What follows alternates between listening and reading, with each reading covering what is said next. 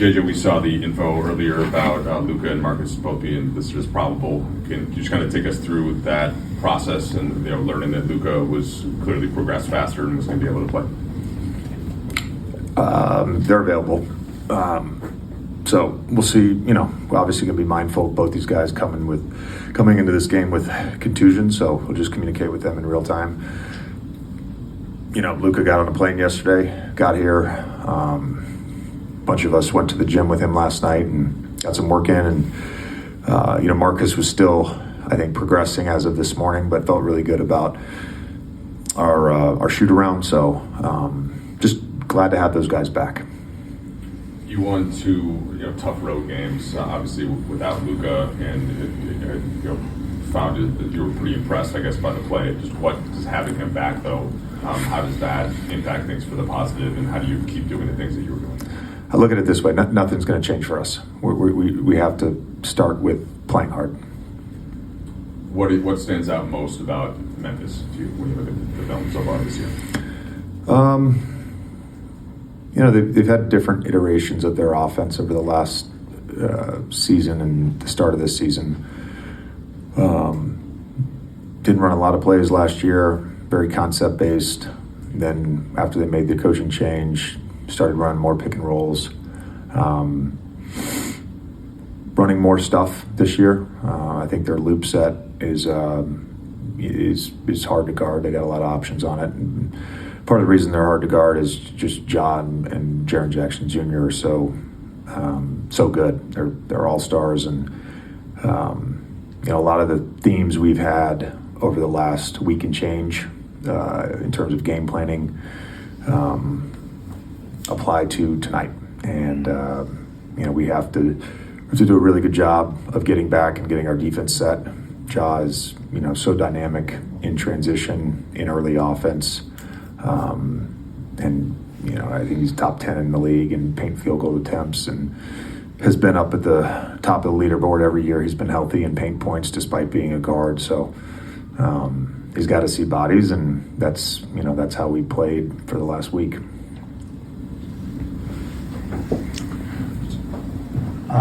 Who you guys start tonight next to presumably Luka, Austin,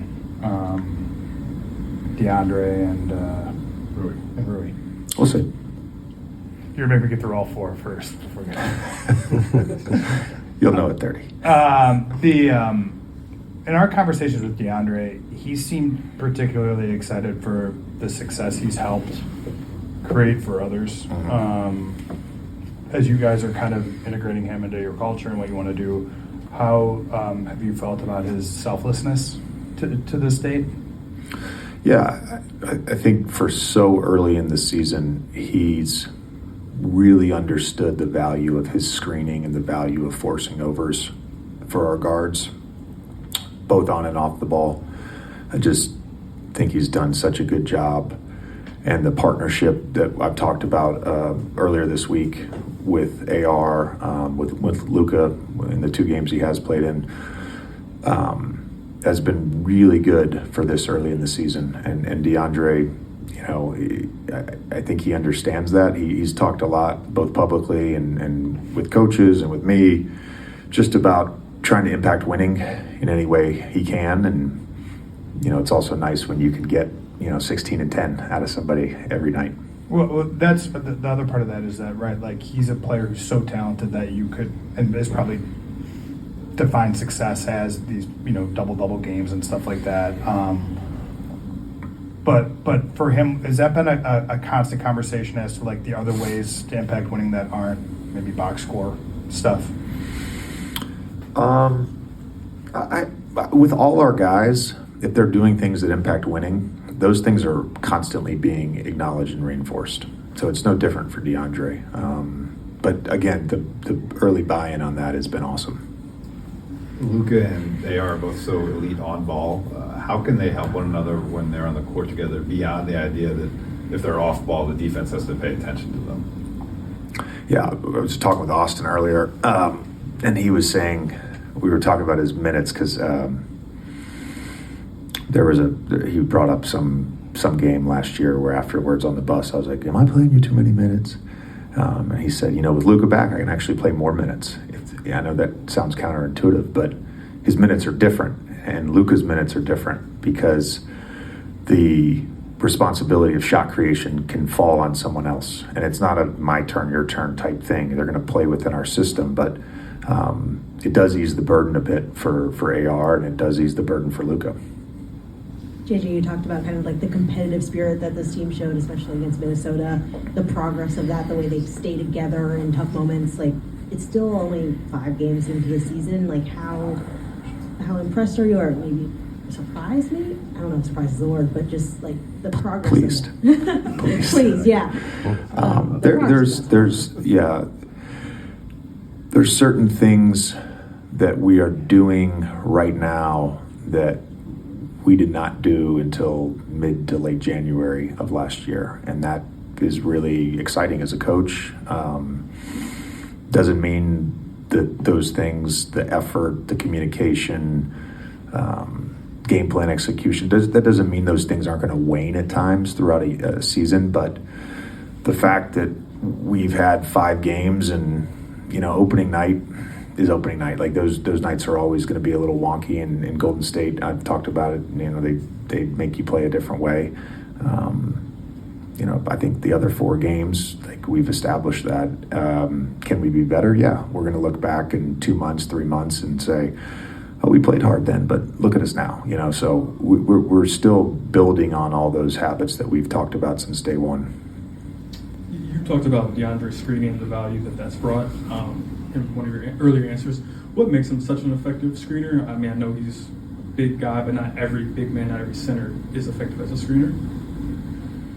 Well, when you talk about a partnership, it really does come down to both parties doing their job in a pick and roll, and it's the patience of the guard, and it's the big reading the screening angle and reading, his own defender. Is he up to touch? Is he in a shock? Is he in a blitz? Is he in a deep drop? And sort of dancing together. I know that's maybe a little weird, but it really is a little bit of a dance and pick and roll, and DeAndre's been a good dance partner so far. Kind of following up, this is related, but I know last year around this time the talking point was that you guys weren't running a lot of pick and rolls traditionally. Personnel's changed, bring Luka in, also run a lot of pick and rolls. How much went into this offseason with the offense just looking differently than it did going into last season, if that makes sense? Yeah. Some of it was trying to try something different, and with some encouragement from other stakeholders.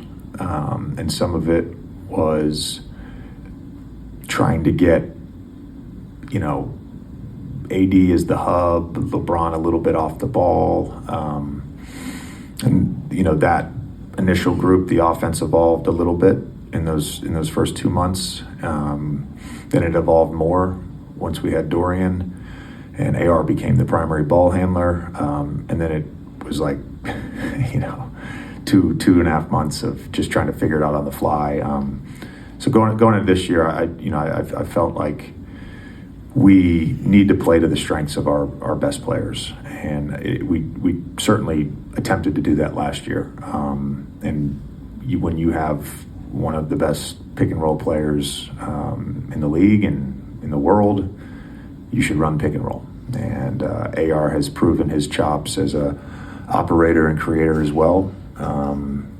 I think there's a lot of stuff that we will eventually get to with LeBron. There's those utility plays that I've been talking about. There's certain things that we're using now as utility plays that once we have LeBron back, we'll use more, because he's such a good screener. He's such a good passer. He's obviously really good when the ball's in his hands as well. So, just constantly trying to tweak it just to allow us to create advantages with our best players. Jake LaRavia, former Grizzly. What have you seen from him on both sides of the ball as he's been integrating into this team? Well, he had a fantastic game the other night, and I know a lot of the a lot of the praise will be for the offensive end and the way he shot the ball and scored the basketball. But really, two of the last 3 games, he's been awesome defensively. And I thought, he was great in both Minnesota games on that end.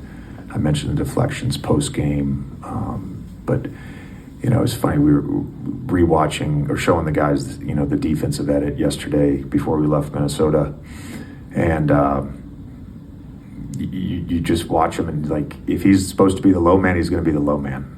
His defensive awareness quickly of our schemes and all that stuff has been really good. Our greens, our shifts, all that stuff. It's been really, really good. He's picked it up quickly, and he's just a really good basketball player who does a lot of things really well. JJ, you I think alluded to some of the reasons, but the drive numbers for Luka and Austin are way up. Only a couple other players in the league that are doing it as much and as efficient as doing so. Is there a way to summarize kind of what you've been seeing there and how important that is to the offense? Yeah, again, we try to emphasize touching the paint, and those 2 guys are the best guys we have at touching the paint. And so they both have just been focused on doing that, and both recognize, I think, that when they do touch the paint, it's an opportunity then to create and not just score in the paint, which they have done obviously very efficiently, but it's an opportunity to collapse the defense. And a number of these teams we've played are paint swarm teams, and they've done a good job of finding their teammates. JJ, the NBA sent out a tweet earlier today that had one of probably the signature moments of your career, which was when you walked into the arena dressed up as Emmett from the Lego movie. Before it came, kind of the Halloween costumes. What was the story behind that? When I went as Emmett from the Lego movie, I wasn't allowed to trick or treat growing up. It was considered a pagan holiday for much of my childhood.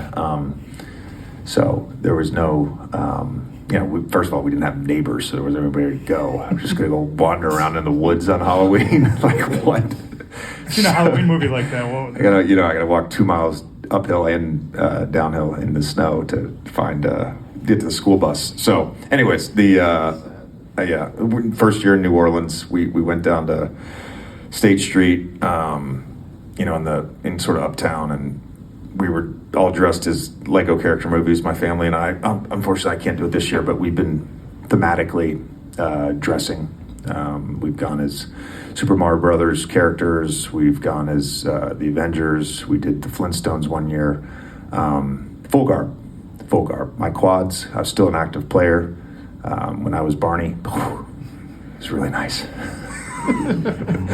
But I was just trick or treating, and I just was like, I don't know. It was the end of my career, and I was like, I never do anything. Like I never got to wear a headband. I never wore neon shoes. And so that year in New Orleans, I was just like, I'm just going to do stuff that I've always wanted to do. And so I've always wanted to go as a character for Halloween. So I wish I had worn the pants. I had some jeans on, but the Lego hands were problematic. Thanks, Coach. Yeah.